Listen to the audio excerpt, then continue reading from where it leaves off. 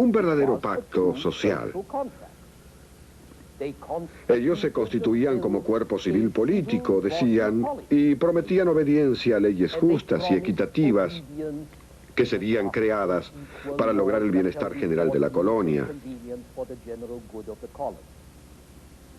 Y Norteamérica fue la colonia, y por lo tanto fue la colonia de la tradición europea del humanismo y la creatividad, nacida en el Renacimiento y que culminó en el espíritu del Renacimiento del siglo XVIII, un espíritu al cual el mito americano y las posibilidades americanas se ajustaban muy, pero muy bien. Podrán darse una idea de este espíritu si van a Virginia y contemplan el extraordinario hogar que en medio de un paisaje agreste construyó un joven abogado de Virginia en 1760. El nombre de ese abogado era Thomas Jefferson y denominó a su casa Monticello, pequeña montaña. Jefferson hizo los planos de Monticello con ayuda de un libro sobre construcción de Palladio, gran arquitecto del Renacimiento, cuyas creaciones del siglo XVII podemos aún admirar al noreste de Italia. Palladio volvió a estar de moda en el siglo XVIII porque sus líneas son el epítome de la razón y la armonía. Simétricas, proporcionales, jamás frías, ni pesadas, ni ampulosas. Algunos de los grandes edificios ingleses del siglo XVIII son paladinos o neopaladinos, pero nadie espera ver una mansión paladina al borde del territorio indígena. Sin embargo, eso es lo que obtiene Monticello, diseñada y construida por un hombre tan universal como Alberti lo había sido en el Renacimiento. Lingüista, científico, granjero, educador, urbanista, arquitecto, jinete y músico. Y como era americano, Jefferson era típicamente aficionado a los adelantos y a los artefactos tecnológicos. En Monticello, las puertas se abrían cuando uno se acercaba a ellas. Un reloj anunciaba los días de la semana. Y la cama del amo estaba situada de tal forma que se podía salir hacia dos habitaciones. Quizás el paisaje norteamericano fuese todavía agreste durante el siglo XVIII, pero la sociedad que podía producir un Jefferson era altamente sofisticada, lo que también significaba que ya no era precisamente pobre. Ahora valía la pena luchar por las colonias francesas, las inglesas y su comercio. Quizás no fuesen tan importantes como las Indias occidentales que producían azúcar, café y tabaco, y que tanto los ingleses como los franceses consideraban mucho más valiosas que el Canadá. Ese Canadá que Voltaire describió como unas cuantas hectáreas de nieve, y mucho más valiosas que ese territorio agreste que rodeaba el río Ohio, pero aún así valía la pena luchar por ellas.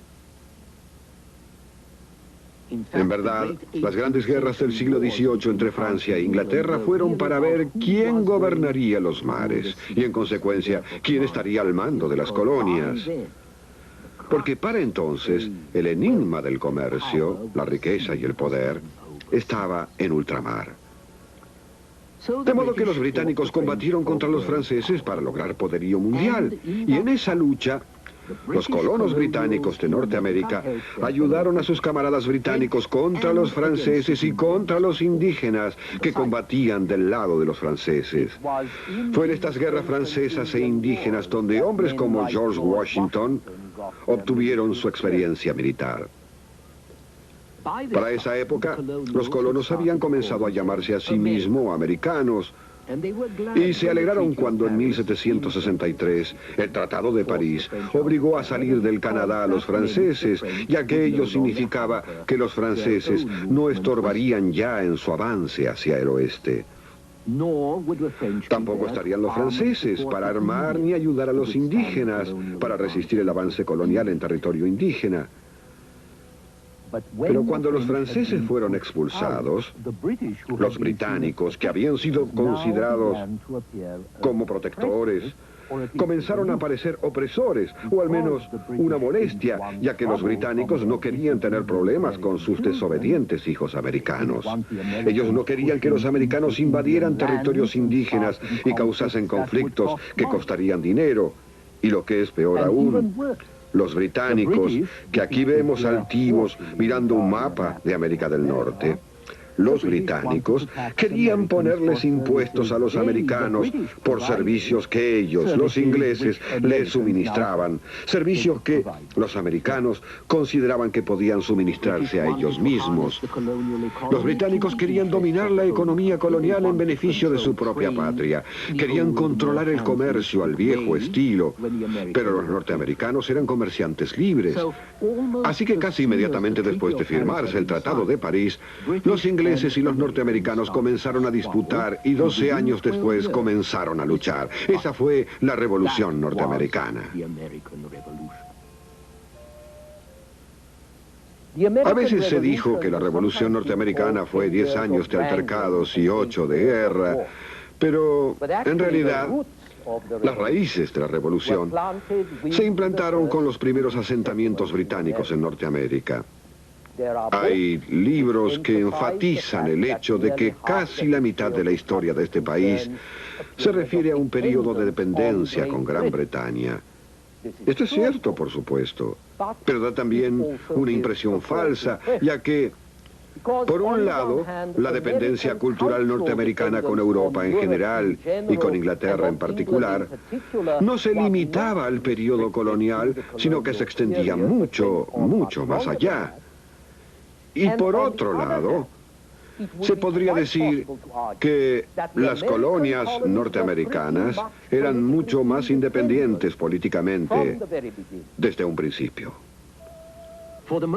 En general, el periodo colonial es la historia de colonias autogobernadas que fueron ignoradas por la madre patria década tras década. Luego, bastante tardíamente y al parecer de los colonos, bastante repentinamente, se efectuó un intento de cambiar las cosas, de obtener un control eficaz sobre los asuntos coloniales mediante administración e impuestos. El intento fracasó, como fracasa un padre tratando de controlar a un hijo crecido que jamás conoció la disciplina. La Inglaterra, además de los siglos XVII y XVIII, estaba políticamente dividida. Había padecido guerras civiles en el siglo XVI y rebeliones a principios del siglo XVII. Pero los ingleses nunca se interesaron mucho en administrar y controlar a sus colonias. Y cuando intentaron controlarlas, eso despertó resentimientos. Así que los ingleses dieron un paso atrás. Por necesidad o por política, las relaciones coloniales se suavizaron mediante la sana decisión de dejar que los perros durmiesen. Esta actitud dejó su sello en las colonias, su marca, que las hizo aún más difícil de gobernar.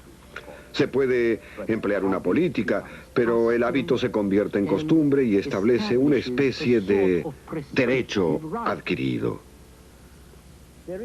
Hay una historia que ilustra esto. Ocurre 60 años después de la Revolución, con un hombre llamado Levi Preston, que había estado en la milicia en Massachusetts y que ahora era una especie de curiosidad histórica. A Preston